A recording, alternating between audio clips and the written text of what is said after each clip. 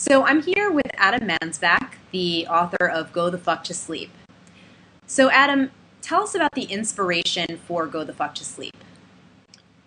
Go the Fuck to Sleep started with me sort of staggering out of my daughter's bedroom after a couple of hours, which is what it took to get her to go to sleep back then when she was 2, and sort of jokingly posting on Facebook, be on the lookout for my forthcoming children's book, Go the Fuck to Sleep.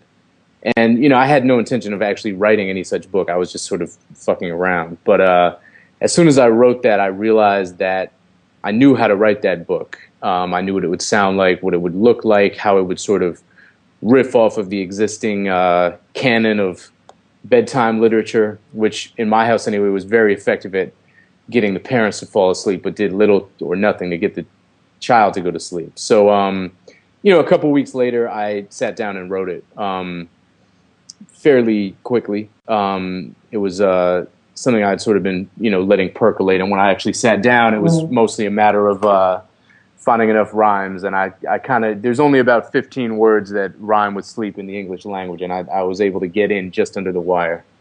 Right. So, you know, I can personally relate to your book because I have very poor sleepers in my family, so I totally understand. But you do have some critics out there, so what would you say to the people that would call Go the Fuck to Sleep crude? You know, I mean, you can't legislate taste. So for every for every parent who appreciates the book, there's probably somebody out there who doesn't. I don't have that much really to say to the critics. If it's not for them, then, you know, that's fine. We've sold about 1 million copies so far, so clearly it's resonating with somebody. Absolutely. In fact, I wanted to share this anecdote with you. I was talking with another mother on the playground, and we had just met. And I was telling her how much I liked Go the Fuck to Sleep, and she said that she didn't like it, and I promptly deleted her from my phone. Nice. So I thought you might appreciate that. Yes. I definitely do. I was like, you know what? We just can't hang. It's not Right. happening. Because you have no soul. There you go. You there know? you go. Yeah, I mean, yeah. The funny thing has been that, you know, there, as you said, certainly there have been critics, but they've basically been shouted down very quickly by the parents who do relate to it and the grandparents who relate to it. When the book first came out, and there was this sort of crazy, you know, period of time where it was very much in the public eye, it was really like the grandmothers of America who would emerge and come out of the woodwork, and anybody who dared to criticize the book or say that it was crude or inappropriate got this sort of like deluge of criticism from grandmothers who were like, you know, I have 27 grandkids, and if you don't think this is funny, you're a fucking idiot, you know. And it was very effective. Those people just kind of like went away. Right. Totally. So how is your daughter sleeping these days? Much better.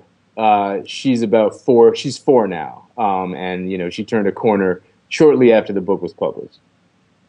So if you were to give advice to a new dad, like somebody that just had no previous experience with children, what would you say?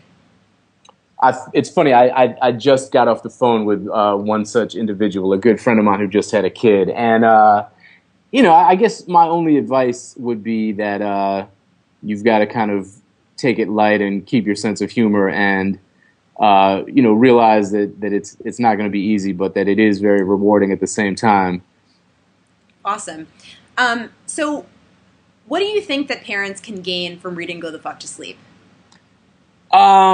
Well, you know, the feedback that I've been getting suggests that there's a certain kind of catharsis that a lot of parents have felt in reading the book. That, you know, I think one of the dangers of parenthood, one of the complications of it, is that it's in some ways very lonely. That very few of us sort of know what goes on in the households, you know, of others.